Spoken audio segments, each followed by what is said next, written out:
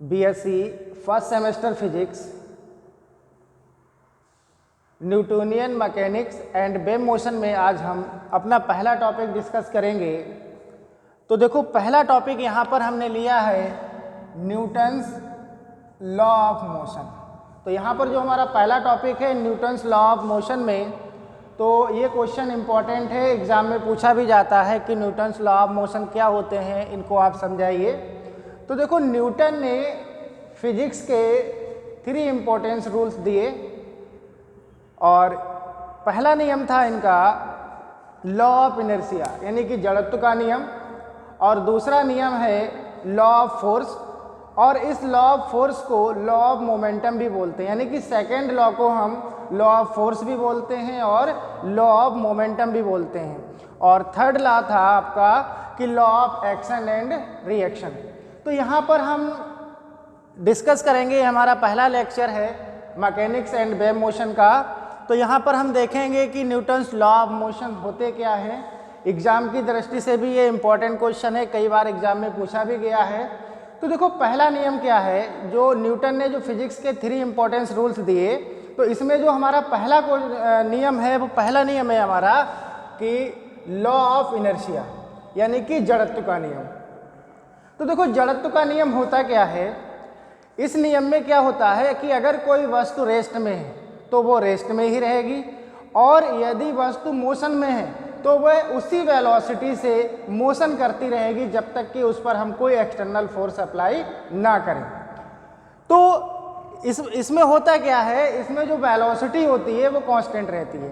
तो Newton's first law यानी कि लॉ ऑफ इनर्शिया क्या होता है कि अगर कोई वस्तु रेस्ट में है तो वह रेस्ट में ही रहेगी, और यदि वस्तु मोशन में है तो वह उसी वेलोसिटी से उसी डायरेक्शन में मोशन करती रहेगी जब तक हम उस पर कोई एक्सटर्नल फोर्स अप्लाई ना करें।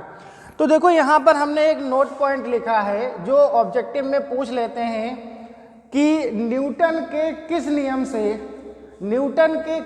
से हमें फोर्स की डेफिनेशन प्राप्त होती है। तो एग्जाम में पूछ लेते हैं कि न्यूटन के किस नियम से हमें फोर्स की डेफिनेशन प्राप्त होती है। तो आप ध्यान रखना कि न्यूटन के फर्स्ट लॉ से हमें क्या प्राप्त होता है, फोर्स की डेफिनेशन प्राप्त होती है।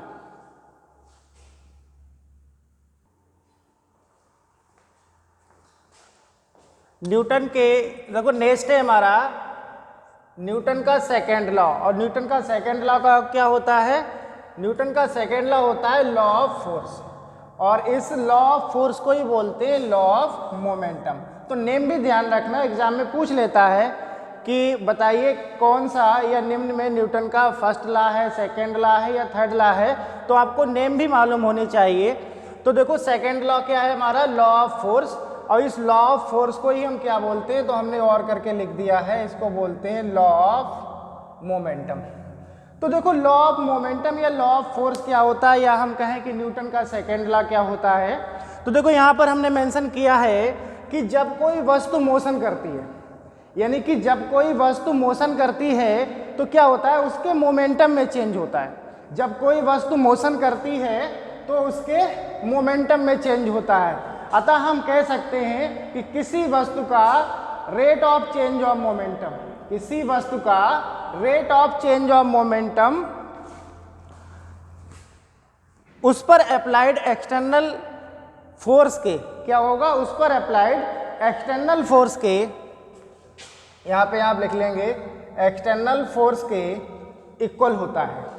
तो देखो, फिर से समझते हैं सेकेंड लॉ क्या है कि जब कोई वस्तु मोशन करती है, यानी कि जब कोई वस्तु मोशन करेगी, चलेगी, तो क्या होगा, उसके मोमेंटम में चेंज होता है। और मोमेंटम क्या होता है, मोमेंटम होता है मास इनटू वेलोसिटी का प्रोडक्ट, यानी कि P बराबर होता है mv, और m क्या है, किसी भी पार्टिकल का मास है, और b उसकी वेलोसिटी है। तो मोमेंटम क्या होता है, P बराबर mv, यानी कि मोमेंटम इक्वल टू होता है मास इनटू वेलोसिटी। तो यहाँ पर क्या कह रहा है कि जब कोई वस्तु मोशन करती है तो उसके मोमेंटम में चेंज होता है, या हम कह सकते हैं कि किसी वस्तु का rate of change of momentum, यानी कि संवेग परिवर्तन की दर, rate of change of momentum उस पर अप्लाइड एक्सटर्नल फोर्स के इक्वल होती है, यानी कि हम कह सकते हैं that is F equal to dP upon dt। तो देखो dP ओवर dt क्या है, ये है हमारा rate of change of momentum. P क्या है, P मोमेंटम है यानी कि संवेग है, तो इसको क्या बोलेंगे, संवेग परिवर्तन की दर। और आपने क्या कहा कि rate of change of momentum उस पर अप्लाइड एक्सटर्नल फोर्स के इक्वल होता है, यानी कि F equal to dP upon dt। तो P बराबर क्या होता है, P क्या है, यहाँ पर मोमेंटम है, मोमेंटम होता है मास और वेलोसिटी का प्रोडक्ट। मास और वेलोसिटी का प्रोडक्ट क्या कहलाता है, मोमेंटम कहलाता है।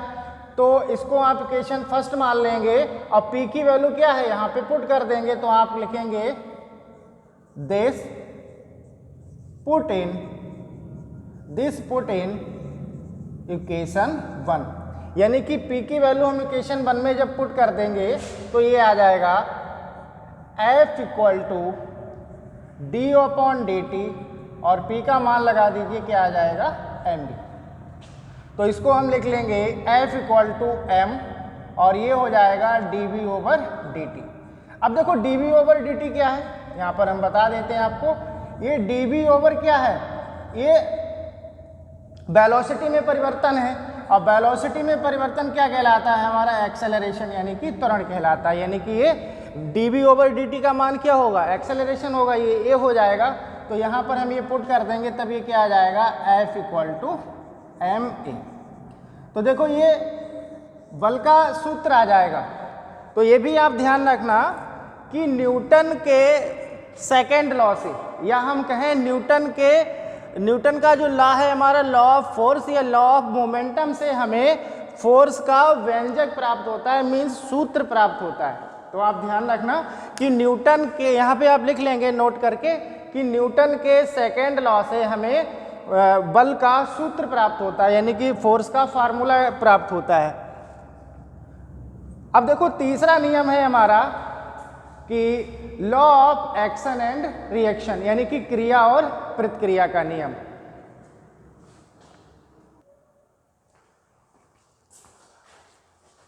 अब तीसरे नियम के बारे में डिस्कस करेंगे। तो देखो न्यूटन का तीसरा नियम क्या होता है, न्यूटन का तीसरा नियम है कि law of action and reaction.